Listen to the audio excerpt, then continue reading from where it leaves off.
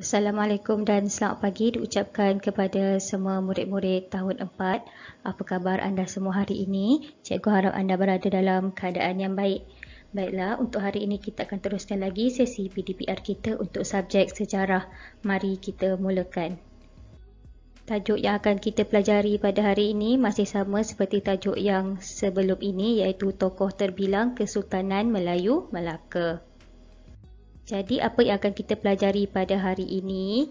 Sebelum ini kita dah belajar tentang struktur masyarakat pada zaman Kesultanan Melayu. Jadi pada kali ini kita akan belajar tentang kenali tokoh terbilang dan juga peranan tokoh terbilang. Kenali tokoh terbilang. Jadi siapakah tokoh terbilang? Tokoh terbilang merupakan individu yang dihormati dan disanjungi oleh masyarakat. Individu ini merupakan individu yang banyak memberikan sumbangan kepada masyarakat. Baiklah murid-murid, apakah ciri-ciri tokoh terbilang? Jadi kamu rasa apakah ciri-ciri tokoh terbilang ini? Mari kita lihat satu persatu. Yang pertama, tokoh ini merupakan seorang yang gigih. Contohnya, Parameswara gigih memajukan Melaka sebagai pusat perdagangan. Yang kedua, tokoh ini mempertahankan kedudukan negara. Contohnya, Tun Perak mempertahankan Kesultanan Melayu Melaka daripada ancaman luar. Dan yang ketiga, tokoh ini juga berkorban untuk negara. Contohnya, Hang Tuah mempertahankan perairan Melaka daripada serangan musuh. Siapakah tokoh terbilang pada zaman Kesultanan Melayu Melaka? Jadi terdapat beberapa tokoh terbilang, antaranya ialah yang pertama Laksamana Hang Tuah, yang kedua Bendahara Tun Perak, yang ketiga Sultan Alauddin Riayat Shah, yang keempat Sultan Mansur Shah, yang kelima Sultan Muzaffar Shah dan yang terakhir sekali Parameswara. Mari kita lihat satu persatu tokoh terbilang ini. Parameswara. Jadi apakah sumbangan Parameswara ini ya murid-murid? Parameswara merupakan pengasas Kesultanan Melayu Melaka dan Parameswara juga merupakan individu yang memajukan Melaka sebagai pusat perdagangan. Jadi terdapat banyak aktiviti jual beli ataupun perdagangan semasa zaman Parameswara. Tokoh yang kedua ialah Sultan Muzaffar Shah. Jadi sumbangan Sultan Muzaffar Shah kepada Melaka ialah yang pertama mengukuhkan Empayar Melaka dan yang kedua melaksanakan sistem perundangan yang tersusun. Tokoh yang berikutnya ialah Sultan Mansur Shah.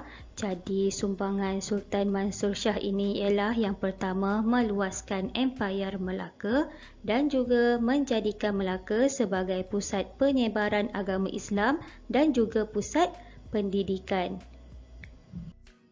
Tokoh yang seterusnya ialah Sultan Alauddin Riayat Shah. Sumbangan Sultan ini kepada Melaka ialah yang pertama, Sultan ini mengambil berat tentang keamanan dan keselamatan dalam negeri dan juga baginda menjaga kebajikan rakyat. Bendahara Tun Perak. Jadi sumbangan Bendahara Tun Perak ialah yang pertama menguruskan pentadbiran secara sistematik dan juga menunjukkan kesetiaan tinggi terhadap pemerintah. Tokoh yang terakhir sekali ialah Laksamana Hang Tuah. Jadi sumbangan Laksamana Hang Tuah ialah yang pertama memastikan keselamatan perairan Melaka dan juga menjadi utusan Kesultanan Melayu Melaka. Seterusnya, mari kita lihat kepada peranan tokoh terbilang. Kita akan lihat kepada 3 peranan tokoh, iaitu yang pertama Sultan, yang kedua Bendahara dan yang ketiga Laksamana. Mari kita lihat tokoh yang pertama iaitu Sultan. Jadi peranan Sultan ini terhadap Kesultanan Melayu Melaka ialah Sultan merupakan kedudukan yang tertinggi dalam struktur masyarakat. Sultan menjadi lambang perpaduan. Yang ketiga, Sultan melantik pembesar yang berkelayakan untuk menjalankan pentadbiran. Yang keempat, hubungan diplomatik dengan kerajaan lain ditentukan oleh Sultan. Yang kelima, Sultan juga menerima kunjungan pedagang asing ke Melaka. Yang keenam, Sultan mengetuai Angkatan Tentera Melaka bagi meluaskan jajahan takluknya. Yang ketujuh, Sultan merupakan Ketua Agama Islam dan Adat Istiadat Melayu. Yang ke-8, Sultan memastikan keselamatan dan keamanan Melaka terpelihara.